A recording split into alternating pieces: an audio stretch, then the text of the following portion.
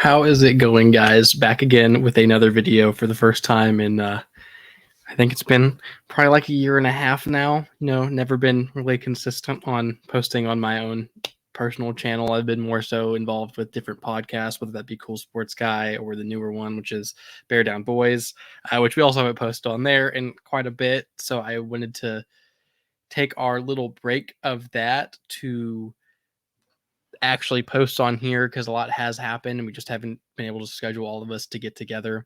But I wanted to get my opinions on the Bears' upcoming offseason known before it actually happens, which I did get all of the stuff ready for this episode done like a month ago, and then I procrastinated all the way till now, and which I'll get into a little bit later why I had to kind of get it done as soon as possible because some news might or may or may not be happening relatively soon.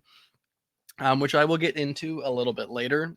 But without further ado, we are going to talk about, the biggest offseason ever for Bears fans, which, may be an exaggeration, but that's the way I like to think about it. So first off is what are we going to do at quarterback, which is kind of why I wanted to make this video now and record it today because I'm recording this on February 28th. Fields rumors are going through the roof right now about him maybe going to Atlanta, Pittsburgh, New England, Vegas. Maybe I don't see that one likely because Getsy being there, but there's rumors of him being on the move relatively soon.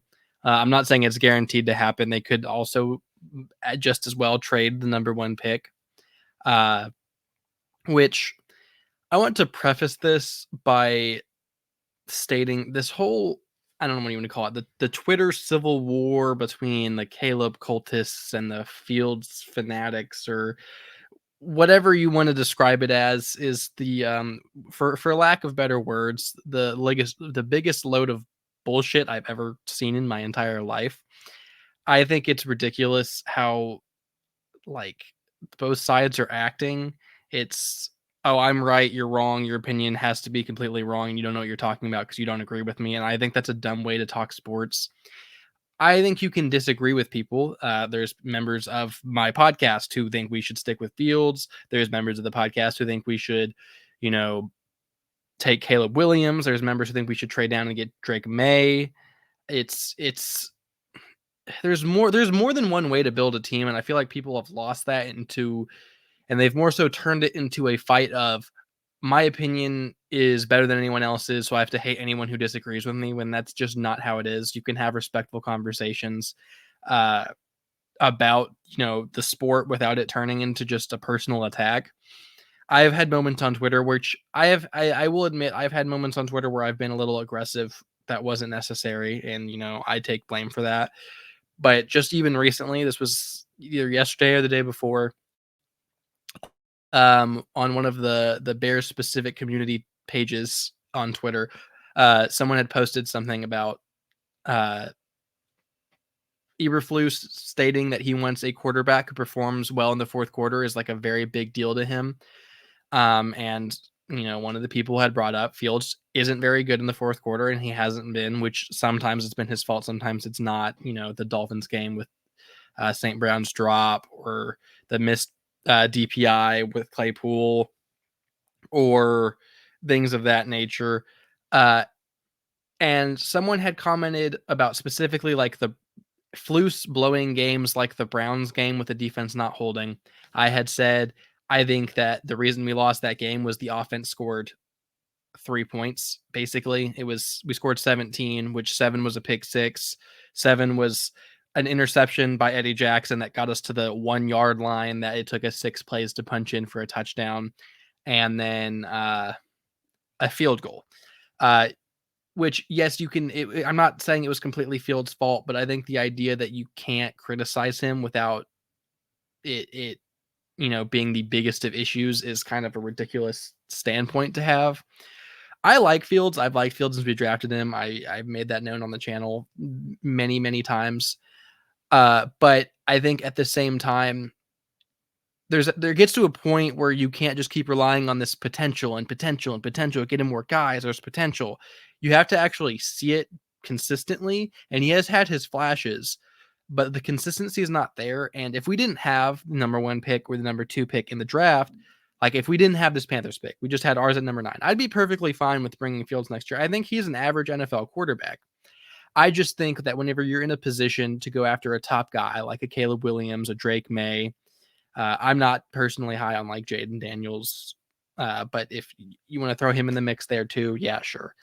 I think you can't rely on a guy potentially breaking out in year 4, which it sucks. I've really liked Fields. The amount of money I have spent on Fields related items is probably too much for my own good. Been one of my favorite players in the league. He's a great dude. I think he's an average player. He does everything you want right. It's just gotten to the point where I don't want to rely on potential anymore. I want a quarterback that players are afraid to go against. I'm tired of hearing the quotes about Mitch and Fields where it's, oh, we just made them play quarterback and then we knew we were going to win. I'm tired of hearing stuff like that. I think Fields can develop farther. I just don't think he'll ever be a top tier guy. I think that's just been proven. But anyways, to get to my point was I criticized Fields saying he wasn't great in that Browns game either. I think there was probably bigger issues, yes, but he also wasn't great. And the dude proceeded to call me just as many insults as he could when I was just trying to have a casual conversation. And I'm not saying it's only the Fields fans who do that. Caleb Williams fans, which again sounds so stupid to say it like that, but they do the same thing as well. That if you dare say, oh, we should keep Fields, even though I don't agree with it, I can respect the standpoint of keeping Fields. But people think that if you keep Fields, you're the dumbest person on the planet, and they throw out all kinds of insults about it. And I just think it's ridiculous. I want a move to happen now just so we can, heal eventually, because this has gotten ridiculous to this point. But I think we should go with Caleb Williams. I'm not an NFL scout. I haven't done hours upon hours upon hours of research on the guys, but from what I've seen from Caleb Williams I think that he is going to be a, potential top 5 quarterback in the league. I know there's the whole Patrick Mahomes comparison, and I'm not saying, oh, he's going to be Patrick Mahomes and tear up the NFL, but I think he definitely has the potential to be that top tier, elite NFL guy that I don't think Fields can reach at this point. But to each their own, if you do keep Fields, you do get to trade down. You can get guys like Marvin Harrison Jr., Malik Neighbors with the pick, and then still have more picks on top of that from a trade down to build upon. You probably get a first next year, or maybe even the year after that, to have multiple firsts in the next 2 years to build upon, which also helps tremendously as well. So I think, again, that you can go either way. Just me personally, I think that the quarterback is the most important position, and having a top tier guy potentially, obviously potentially, in Caleb Williams would help a lot more than just building a roster. Because I know you can look at it as, oh, the Chiefs' way of building with a quarterback, or the 49ers' way of building with a quarterback, or with a roster, sorry. I think obviously it's not as cut and dry, black and white as, oh, we draft Caleb Williams, we're gonna be the next Chiefs, or we trade down, we're gonna build a roster that's the next 49ers. Both of those tasks are tremendously difficult to accomplish, but I think having a better quarterback makes it easier than having to build a complete roster that makes your quarterback's lack of talent still show. And I'm not saying Brock Purdy is a bad quarterback. I think he's a very middle of the pack guy, but having that roster around him does make him look better, but it's not going to be as easy to just recreate the 49ers roster with the best fullback, one of the best defenses, great receiving core. The offensive line's not the best, but then you have probably the best running back in football as well. Like it's not that easy just to recreate a talented roster like that, which is why I personally think that Caleb Williams is the right way to go. I would love if you disagree or agree, just want to have a civil discussion in the comments. I'm more than happy to talk about it or give you more insight on why I feel that way. I want to hear a realistic, or I guess reasonable reason for keeping Fields other than just calling me insults because I disagree.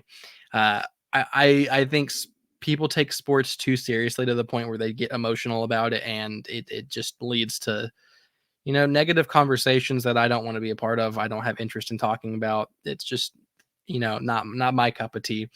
But this is an off-season video, not specifically just the quarterback, even though I do know that is the the big talking point that we've rehashed and just respewed the same thing for the past I don't know, 3 months now, and it's been this literally the same conversation for the past 3 months, which I absolutely hate. But, it is what it is. To move on, we did hire a new offensive coordinator, which is Shane Waldron, which I did like make this, slideshow, I think right after we had hired him or like a few days afterwards. So it has been a while. Shane Waldron, an offensive coordinator. He is the former offensive coordinator of the Seattle Seahawks from last year. He was there for 3 years, I believe. Um, I am not someone who can, tell you just how good a coach is. I go based off of stats and from what I've seen, what their play calling is. I don't do deep dives of the most extensive things ever, or I don't know how he is, in the locker room or behind closed doors, obviously. So I can't give you I think he's gonna be the greatest coach ever or a bad coach. But I do like the hire. It is what we were going for. Our previous offensive coordinator, as we all know, was Mr. Luke Getsy, who is currently with the Las Vegas Raiders as their offensive coordinator. One of the things we hired him for was potential that never really happened. I don't want to say he's the worst offensive coordinator I've ever seen, but he's pretty damn close to it. He was pretty horrendous. And I think a lot of that was because he had never called plays before. It was purely based on potential of, he can maybe do it well. And I don't think there's anything wrong with that. I think that what we were looking for this offseason was experience as a play caller. And that is what Shane Waldron brings to the table, which I think will be huge for our roster. Whether we keep Fields, as he also was involved in, you know, resurrecting the career of Geno Smith. He also could help a Caleb Williams, a Drake May, Jaden Daniels tremendously to, help them jumpstart their career into potentially being an all-pro type quarterback later down the road. With that being said, I do have some pros of Shane Waldron, which again, he was a part of the staff who brought Geno Smith from career backup to a very quality, good starter. He was in the Pro Bowl last year, which I know the Pro Bowl nowadays doesn't really mean anything because half the time, the top 8 quarterbacks all just don't want to do it or are hurt or go to the Super Bowl. So it's just fill-ins. But he to even get to that point is pretty impressive given he was a second round pick from the Jets and I think it was like 2012, 2013, something like that. Barely started there, then jumped around from the Chargers and the Giants, and then you went to the Seahawks and was a backup there until, Russell Wilson was gone. It's quite a big career resurrection. So I'm gonna put that as a positive in my book. He is viewed across the league from what I've seen as a very good and creative play caller. I have seen Seahawks fans say he throws a lot of screens, which he may or may not have happened, but I can guarantee you it wasn't as many as Luke Getsy liked to run. He is part of the Shanahan McVay tree, which is, like the big thing in the NFL nowadays, which pretty much like every team is trying to get someone from the Shanahan McVay tree. As he worked under McVay as I believe it was like the quarterback coach for the Rams before his stop in Seattle. And he has, like I said, 3 years of play calling experience, which is very, very good for him. And for us, we have someone who has the experience to use towards being a good play caller. Because it's always going to be tough for a first time play caller. It's a learning curve and a learning experience. You have to have those mistakes to learn what works and what doesn't. And Getsy, he kind of adapted during the first season and then just went away from that, and it just went downhill from there and never really adapted again. I'm hoping that Waldron his experience comes into play and shows that he can adapt a bit better than Getsy did. I also wanted to talk about some of the negatives of Waldron because I don't want to just be the most happy-go-lucky Bears fan ever, think every move ever is the greatest thing we've ever seen. I do trust Poles. I didn't really want to keep Flus, I will say, but I don't think it was the worst move in the world to keep him. But I trust Poles and whatever he does until it proves me until he proves to me I can't trust him. I'm going to trust him, kind of a thing. But again, I'll talk about the negatives too, which are the negatives of Waldron. He statistically not a great season from last year in Seattle. They were a pretty middle of the pack offense. He seems to forget about the running games at times and kind of sways sways away from it, is what I have seen. And he has always had pretty good receiver trios, which is something the Bears currently lack. We can fix it this offseason. He had with Seattle, he had like DK Metcalf, Tyler Lockett, and then last year he had Jackson Smith and Jigba on top of that. We have currently our receiving core as of now on the roster, I think, is just DJ Moore, Velus Jones, and Tyler Scott, which DJ Moore, I think, is obviously a certified wide receiver one. I think he's a top 10 receiver in the NFL. Velus Jones has not been very good in the NFL career, and Tyler Scott had a very rough rookie season. I think he can bounce back, but it's not looking pretty or anything like that going into the offseason. I do think we're going to draft at least one, probably two receivers in the draft, and maybe even sign one in free agency as well. So I think it'll look very different other than DJ Moore, but as of now, it's not looking great. So I will count that as a negative. We did get a new quarterback coach who followed over with Shane Waldron from Seattle, which is Kerry Joseph. I don't know a ton about him either. Just a fun fact for you is he was a former NFL player. He was a safety in the NFL, but he also played quarterback in the Canadian Football League, which I think is a kind of weird and interesting little storyline for him. Playing both sides of the ball. I think that hopefully, that can help with like understanding both sides of the ball, can help with teaching a quarterback how to understand both sides of the ball better. I don't have any stats for you because I don't think stats of a team are, specific to a quarterback coach, I guess you could say. I'm not going to say I'm happy or mad at the hire. I don't know about him. I don't know that much about, positional coaches to think it's the, a huge win or a huge loss or anything, but he seems to be respected around the league. He followed Waldron, which I think helps with, keeping his guys. But I just wanted to, point it out. And we have a new defensive coordinator, which is Eric Washington. He was the defensive lines coach from the Buffalo Bills. He will be our defensive coordinator, but he won't be calling plays. From last I've heard, Matt Eberflus is still going to be calling plays, which I enjoy. Because last year we had Alan Williams calling plays, and the year before that, before certain off the field things happened. I guess we never really found out it was just some HR related incident. Alan Williams had to step down or was fired or whatever you want to call it. And Flus took over, and our defense turned it around tremendously, especially after we got an actual competent edge rusher in Montez Sweat. So I think Eric Washington, I think he will do a pretty good job. He does have history with Chicago, as he was our defensive lines coach, I think in the early 2010s, late 2000s kind of a thing. But he also has shown he can develop defensive linemen pretty well. So again, I like the hire, and he's not going to have the responsibility of calling plays, so we don't have to worry about that. It'll just be more of a development and coaching, teaching type of position for him. So I can't say I'm mad at it. Obviously, I'm not going to be like, oh, I'm over the moon thrilled, because don't really. It's so hard to evaluate coaching, and I'm not going to be one of the people who lie and just, oh, I like this, I don't like this based off of what other people say, but it seems good to me. I do have a list of some potential free agent signings that we could go after. We have Bryce Huff from the New York Jets. Last I heard on a tweet that I read this morning, they won't franchise tag him, and so if they can't get a deal done, he will be a free agent.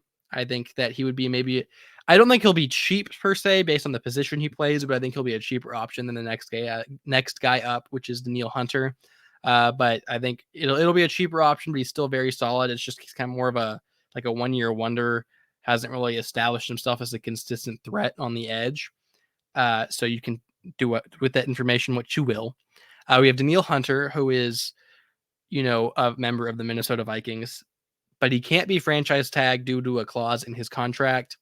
The only issues I really have, which maybe a dumb red flag, is his age. I think he's going to be 29 to start next season, which I know 29 is older, but not the biggest of deals, as this isn't Madden where he'll just be absolutely horrible once he hits 30. He'll still have a few good years left. Like Khalil Mack, I think is 32, 33, and just had a 16 sack season. So Daniel Hunter still has plenty of years left. But he probably will be the most expensive one. I think he'll probably be looking in the range of like 25 to 30 million a year, especially with the salary cap increase we saw.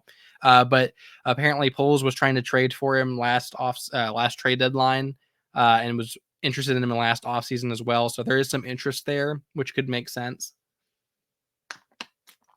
Connor Williams, who plays interior offensive line for the Miami Dolphins, he did tear his ACL late in the season. So I haven't read up on it or seen if he's when they expect him to be back by, whether that be training camp, mini camp, or miss a few into the preseason or regular season. So kind of it'd be more of a question mark there, which I think maybe takes him off the table. I'm not sure how Poles feels about it, obviously. Excuse me. I think it could still be a fit there because we are very desperate at center. We have had, we went from Sam Mustipher to Lucas Patrick, so we really really needed established center there to pick up the pace because it's been rough here in Chicago. Another option we have is Curtis Samuel, who's a receiver for the Washington Commanders. He does have some chemistry with DJ Moore as they were teammates in Carolina a few years ago. I think he's a very good deep threat, kind of a slot guy that he could fill a role that we need. I think he wouldn't be that expensive. I don't think he's going to be a world beater, obviously, but I think he could be a very, very good wide receiver 3 for us. Saquon Barkley is another one at running back. I don't see this one happening as much as a lot of Bears fans do. Nothing against Saquon. I think he still has a lot in the tank, and he's a very good running back. My only issue is Saquon Barkley is, again, a running back, and Ryan Poles, he comes from Kansas City, and I'm not saying he has to, agree with everything the Chiefs ever did, but they have not been a team that has paid a running back. They've won Super Bowls off of, Isaiah Pacheco being a late round pick, and that seems to be an ideology from a lot of teams nowadays. Is they go for, late round running backs. They don't have to pay them, as opposed to paying big for, a McCaffrey or a Derrick Henry or a Saquon Barkley, and that's their idea of team building. Which, if you look at the past, I think like 15 Super Bowl winners, like none of them have had a high paid running back. So it's a very fair, opinion to have. I think that's the way I would lean, is they don't pay a running back, but if they do, I think it's great for either Fields or a rookie quarterback to help in development. One I think is a signing I think that is basically guaranteed to happen is AJ Epinesa. He's from the Illinois area. He was the defensive lineman for the Buffalo Bills with Eric Washington, our new defensive coordinator, so he has the chemistry there. And I don't think he would be expensive, and I think he'd be a great rotational piece for our roster. So again, I think that one's all but guaranteed. And another one I really, really want to happen is Geno Stone, the safety from the Ravens. I don't think they were going to franchise tag him anyways, but it seems like they're using their franchise tag on Madubuike. So that leaves Geno Stone hitting free agency unless they come to a contract agreement, which, crossing my fingers, hope it doesn't happen. I want him to come to Chicago. He is another one of those guys who I don't think will be so expensive, and it's not due to talent. I think it's because he was a 7th round pick, I believe, and he didn't, get to start immediately because it's not the case for most 7th round picks. But then he jumped onto the scene last season and was one of the best safeties in football. I think he was close to leading the league in interceptions if he didn't, and had a great season. So it's more of a one-hit wonder. So you have to bank on, can they repeat it in a non-contract year? Which again, I think he can, and I think it'd be help with the finances of it. And I think it'd be a very good signing. Moving on to some potential draft options, we have Caleb Williams, obviously, who's the projected number 1 pick. I think that's the route we will go. It is the route I want to go. Quarterback USC. He's been great in college. He did kind of, I don't know if you want to use the word regress, but he had a slightly worse season his last year than the year before. I think a lot of that had to do with losing weapons. He didn't really have a ton of weapons on the offensive side, and his number 1 receiver was Brendan Rice, who's projected to be like at earliest a 3rd round pick in the NFL, and I don't even think he'll go that high. Their offensive line wasn't great. The defense was probably one of the worst in the entire country. which he still performed pretty well. Like if you watch the tape and look at the stats, like he still was very, very good. He just wasn't as good per se. Another quarterback I wanted to talk about was Drake May, which shout out to Miller Football, one of my friends, and also podcast co-hosts from Bear Down Boys. He thinks Drake May is his quarterback one, which I'm not going to disagree with. He knows his stuff. So I think if he says Drake May is his quarterback one, I'll completely respect it. I'd probably lean Caleb Williams, but Drake May is also a very, very good option. We have Marvin Harrison Jr., which I know is a lot of the people who don't want Caleb. That's who they want is Marvin Harrison Jr. He's a generational receiver prospect, which I'm not disagreeing with. I think Marvin Harrison is going to be an insane talent in the NFL. I think that could be an option if we do trade down.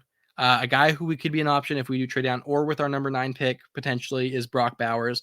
I am the tight end guy. I love tight ends. My favorite position in football. And Brock Bowers is, if I could only pick one player to be generational in this entire draft, I'd say it's Brock Bowers. I think he's probably the best tight end prospect I've ever seen. I know Kyle Pitts came out a few years ago, but Kyle Pitts is more of a, a fake receiver than the real tight end, I guess. Brock Bowers can actually play tight end. He could also play receiver if you really wanted to in like a slot role, but he's a tight end. He can block, he can catch. He's pretty dynamic as just an overall offensive weapon. And we also have Malik Neighbors up here, which this is going to be a hot take, and I've been flamed across multiple social media platforms for this already. I have Malik Neighbors as in my opinion, my receiver one over Marvin Harrison Jr. I think both players will be tremendous talents in the NFL. I think both will be elite receivers. I just personally have Neighbors over Harrison just because I think he's more explosive of a receiver, and I like that. As if I was a coach or I was a GM, I like that more for an offense. I think Marvin Harrison is probably a more safe option than Neighbors, but I think Neighbors has the potential to be better. And just a personal opinion, you can disagree all you want. It's not going to hurt my feelings if you don't agree with me. Rome Odunze, who I think of the 3 receivers, the most likely to drop to the 9th pick if we stay there. And I think he's great as well. I think all 3 are going to be very good. He's probably the one I'm the least high on for. I think most people would probably agree. He's not as explosive, but he's probably one of the best at tracking balls in the entire draft that I've seen. He's insane at it. He can, he's great at contested catches. He's a good route runner. It's just more so he's not going to, catch the ball and then make a huge plays afterwards. It's more of a, he will get the ball. It'll just be of if he can make giant plays afterwards. Dallas Turner at defensive end. Laiatu Latu at defensive end or edge rusher, or whatever you want to call it, or Jared Verse also as an edge rusher. It's kind of like a pick your poison with the edge rushers this year. I don't think any of them stand out as, elite options. Latu has his medical issues where he was medically retired at Washington. Then he went to UCLA and was great in college. I think he's going to be the best day one. I think day one he'll be a very good talent, but he's already 24, and I don't know how much more he's going to develop, and especially with the medical history, it scares me, but I think he's going to be a very good NFL talent. Dallas Turner, he is probably the most raw one. He's the youngest. He doesn't have a very big bag of, pass rush moves right now. It's more of just like he'll, power his way to the quarterback, and that's about it. Like a bull rush is all he has. He can obviously develop more. I'm not saying that, but basically it needs more coaching to get to that point, but that's his issue, is his inexperience and his youth and his lack of moves. Jared Verse, I really like. I think he fits the Bears mold the most. I don't know if we're going to go edge rusher at 9. I think the only way we go edge rusher is if we trade down because all the receivers are gone. I think that if any of the 3 receivers, Marvin Harrison, Malik Neighbors, or Rome Odunze are there, we would go receiver instead. But it is another option to think about. which that'll wrap up all of the talking points I had to talk about today. I know this isn't the most, brilliantly prepared thing I've ever done, but I kind of wanted to rush this out because, like I said, Fields is rumored to be getting traded anytime now. Not saying it's guaranteed. Could still be the number one pick traded. But I wanted to get it out before it happened so that I didn't just do all of this work for absolutely nothing, which is my own fault for procrastinating it. But if you have anything, you want to mention in the comments to, have a discussion about anything I talked about today, go ahead and do that. I will probably respond to comments because I love talking sports as long as it's civil. That's all I need. Also, as well, if you want to subscribe, see future content that I may or may not, post every 1 or 2 years, what it seems like, or I will leave the link to both my podcasts in the description below, as well as you know, their links to their specific pages as well. Well, without further ado, I guess that'll end the video here. Thank you guys for watching.